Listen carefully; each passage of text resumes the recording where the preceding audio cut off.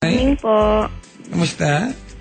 Okay lang po. Ayan. Parang hindi naman okay pagkasagot mo. Kamusta? Okay lang po. Ilan taon ka na? Hey. 23 po. Ate, patay mo radyo.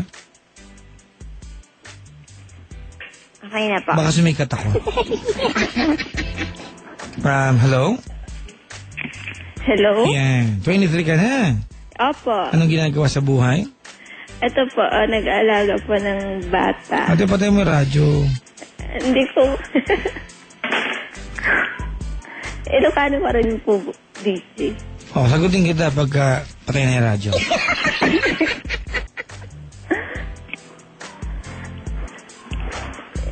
Patay na nga. Patay na? Baba ko na lang to. Hindi po. Ha? Paano ko naman naririnig yung boses ko doon? Nasa telepono yung boss mo, te. Ginawa namin ng paraan na marinig mo sa telepono. Alright? Narinig po ba sa Ilocos to? Ay? Oo naman. Buong Pilipinas tayo naririnig. Ba't gusto mong sumikat? Ha? Hindi po. Hindi. Hindi naman. Sige, ano pangalan, te? Perry Lou. Perry Lou. Okay, ilan taong ka na? 23 po. Anong ginagawa sa buhay? Babysitter. You in English po. Yaya na kanina eh, no? Ay, sorry po, I'm a babysitter. I'm sorry, I'm a nanny. Yes. Are you sure? Opo. Anong inaalagaan mo? Baby. Siyempre, babysitter nga ito eh. Oh. Pag adult yan, hindi ka babysitter niyan. 3 years old. Babae, lalaki? Babae po. Nalaman niya. Parang gusto ko na siyang makalimutan. Pero nagre-reply ka? Pero parang bumabalik siya. Pero nagre-reply ka? Opo, kasi pag wala akong makatext. Text mo ako. Sige. Diba? Pero hindi magre-reply. Alright, paano makalimutan yung ex? Paano pa ba hanggang ngayon yan? Parang bumabalik po ngayon, parang hindi ko po alam kung makikipagbalikan po ba ako. Mahal ba hanggang ngayon yan? Opo. O pala papagbalikan ka. Mahal mo pala eh. Pwede po. Kasi parang, di ako, parang nawawala na yung tiwala ko sa kanya. Di ba matagal na kayo walang relasyon? Opo, well. Pero sa feeling pa rin niya, kami pa. Wala ka ng tiwala sa kanya. Ganun po ako eh. Parang hirap magtiwala lalo na pag nasa malayo ako. Di ba ano ba nagawa niya para wala kang tiwala sa kanya? Malaki po eh. Para sa akin po. Ano yung malaki na yan? Masakit yun sa akin. Ano yung masakit na yun na malaki? Ha? Ano po. Okay lang mo sabihin ko baka na. Ano? Yung ate niya nagtatrabaho sa Labrey de Lawag eh. Paki-contact nga po. Huwag mo nang baka mamaya. Basta don't mention the name na lang po. Yeah. Pero yun po. The biggest question is, do you still love the guy? Mahal pa siya hanggang ngayon? Opo. Mahal ko pa rin siya. Why don't you try it, di ba? One more time. Mahal pala eh. At ayoko nang baka gawin niya ulit niyo. Kasi nasa malayo ako. You will never know, di ba, kung gawin niya o hindi, di ba? Hindi mo susubukan. Kasi kung sinabi mo sa akin na hindi mo na mahal yan, napakasimple na magiging sagot ko sa'yo, di ba? Iulay mo na, di ba? Kaya lang kasi, sasabihin mo sa akin dito na, baka lokohin ako, di ba? Takot ka, pero reply ka ng reply.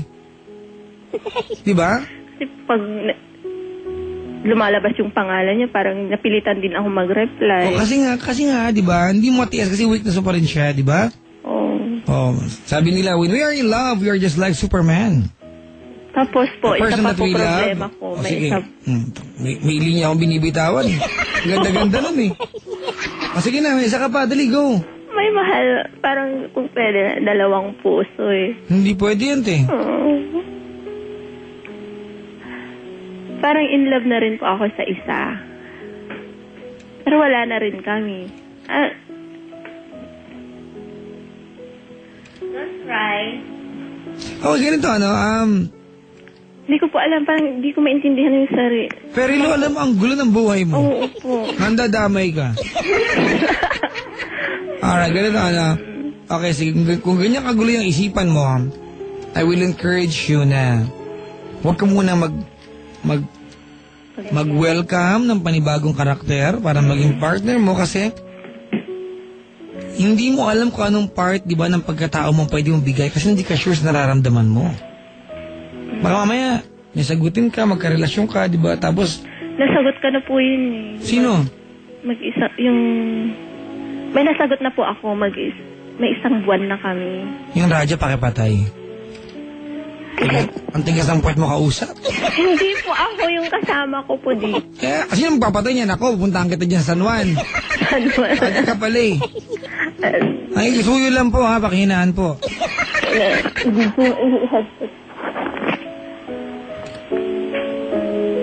So, may boyfriend ka ngayon?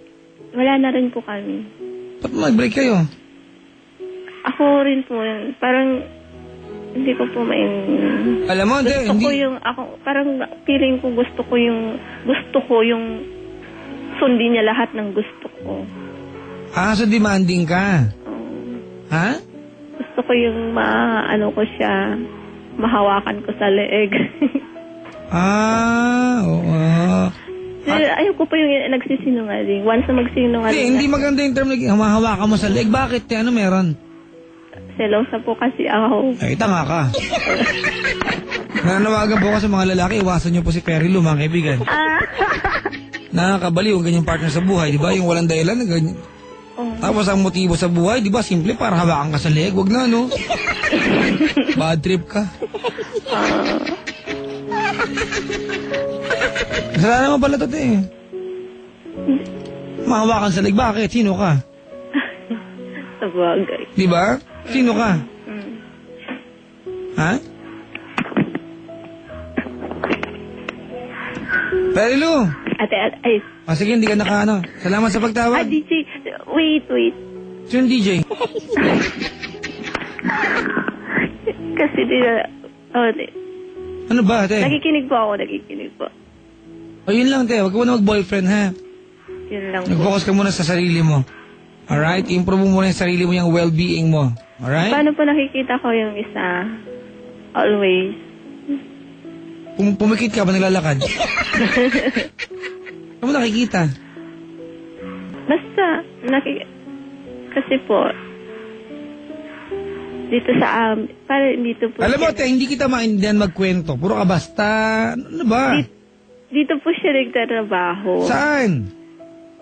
Dito sa isang building po, yan po. Eh, ano ngayon? Kung pwede lang, ayoko siyang makita. O, di ilipat mo yung building. Tulak mo yung building sa kabilang kanto.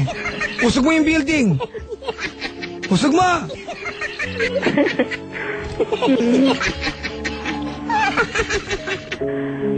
Anong gagawin natin? Nakipag-break ka, di ba? Kasi hindi maganda yung motibo mo, di ba? Opo. Sa relasyon, walang leadership dyan, tingok. Partnership yan. Gusto mo hawakan yung lalaki sa leeg? Diba, bakit hindi ibang part ang hawakan mo? Baka mag-enjoy pa yan. Hindi yung leeg ang gusto mo hawakan. Pusang gala.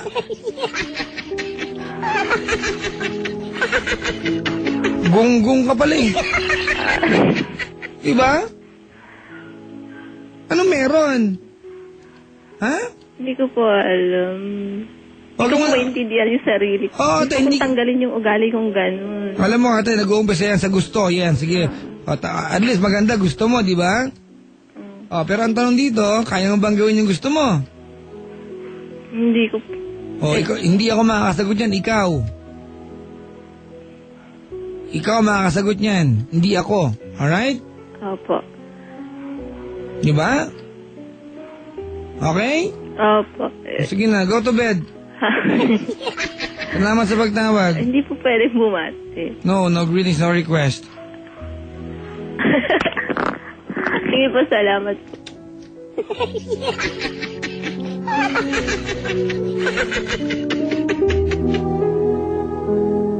Hindi natin maintindihan kung si mga pag-chismisa na makipagkwentuhan on air.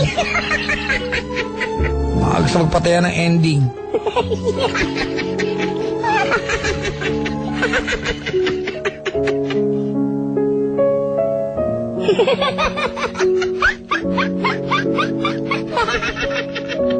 Hay nako. Wala lang.